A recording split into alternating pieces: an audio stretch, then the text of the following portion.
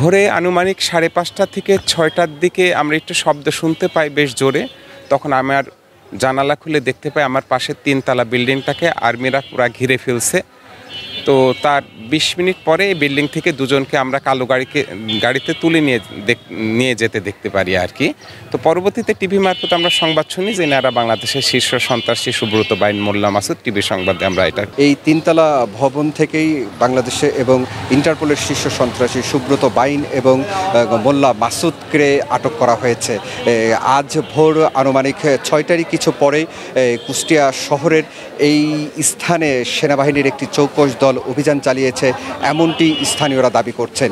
প্রত্যক্ষদর্শী অনেকে জানিয়েছেন যে এই সুব্রত বাইন এবং এই মোল্লা মাসুদ এই 3তলা ভবনের নিচতলার যে 3তলা ভবনের নিচে যে ম্যাচ আছে সেই ম্যাচের এই নিচতলা ভবনে তারা বসবাস করত এমনটি জানিয়েছেন। তো এই ম্যাচের যে কেয়ারটেকার আছে তার বরাদ দিয়ে আমরা যতটুকু জানতে পেরেছি 3 মাস আগে এই এলাকারই একজনের মাধ্যমে আসলে তারা এই বাড়িটি ভাড়া নেয়। তারা তখন জানিয়েছিলেন যে তাদের দোকানের বিভিন্ন মালামাল থাকার উদ্দেশ্যেই তারা এই বাড়িটি ভাড়ার এই 3তলার নিচতলা ভবনটি ভাড়া নিয়েছিলেন। ভাড়া নেওয়ার পরে কিন্তু তারা আরও জানিয়েছিলেন যে তাদের কিছু আত্মীয় স্বজনও এর পাশাপাশি থাকবে এমনটি তারা জানিয়েছিলেন। কিন্তু পরবর্তীতে দেখা যায় যে হঠাৎ করেই আজ ভোরবেলায় কিন্তু এই ভবনের 3তলা যে ম্যাচ আছে ম্যাচে কিন্তু সেনাবাহিনীরা অভিযান চালায় এবং অভিযান চালিয়ে তাদের কাছে দাবি করে যে এই স্থানে শীর্ষ সন্ত্রাসীরা আছে।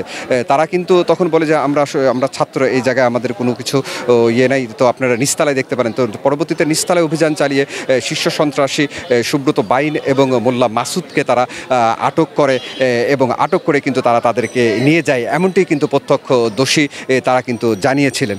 তো আমাকে যদি বলতে হয় এই স্থানে তাদেরকে এই যে নিচতলা যে ফ্ল্যাটটি দেখছেন সেই স্থানে কিন্তু তাদের তেমন কোনো আনাগোনা না দেখলেও মোল্লা মাসুদ কিন্তু মাঝে মধ্যেই যে বাইরে যে জায়গাটি দেখছেন সেখানে কিন্তু কাপড় মেলা এবং খাবার এবং পানি নিতে স্থানীয়রা দেখেছেন।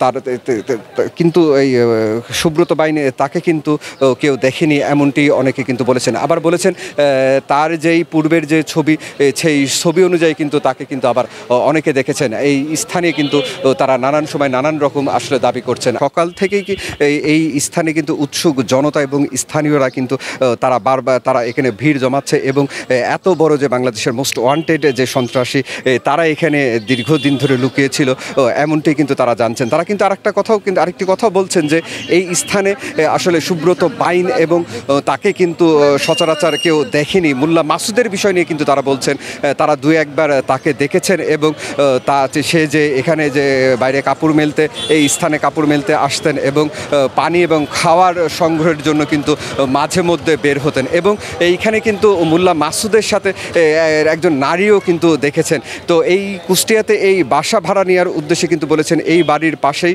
এই শামীম নামের একজন কিন্তু এই বাসা ভাড়া নিয়েছিলেন এবং তারপর থেকেই দীর্ঘ 3 মাস ধরে কিন্তু এই সুব্রত বাইন এবং মোল্লা মাসুদ এই বাড়িতেই তারা বসবাস করতেন। এই 3তলা ভবনের ঠিক নিচতলায় কিন্তু তারা এই স্থানে বসবাস করতেন এবং স্থানীয়রা আরও বলে জানিয়েছেন যে 2-1জন মানুষের কিন্তু আনাগোনা থাকলেও খুবই কম সংখ্যক মানুষ কিন্তু এই বাড়িতে আনাগোনা ছিল এবং তারা কিন্তু খুব কমই বের হতো। এই স্থানীয় কিন্তু 2-1জন কিন্তু তারা দেখেছেন যে 1-2বারই কিন্তু মোল্লা মাসুদকে দেখেছেন। তাছাড়া কিন্তু এবং সুব্রত বাইনকে কিন্তু তারা কেউ দেখেনি এমনটি কিন্তু অনেকে দাবি করছেন। তারা আরও বলছেন যে মাঝে মধ্যে গভীর রাত্রে লাল রঙের একটি গাড়ি মাঝে মধ্যেই এই স্থানে আসতো এবং তারা কিন্তু এখান থেকে কিন্তু এই গাড়িতে করে তারা চলাফেরা করতেন এমনটি কিন্তু স্থানীয়রা বরাবরই কিন্তু দাবি করছেন।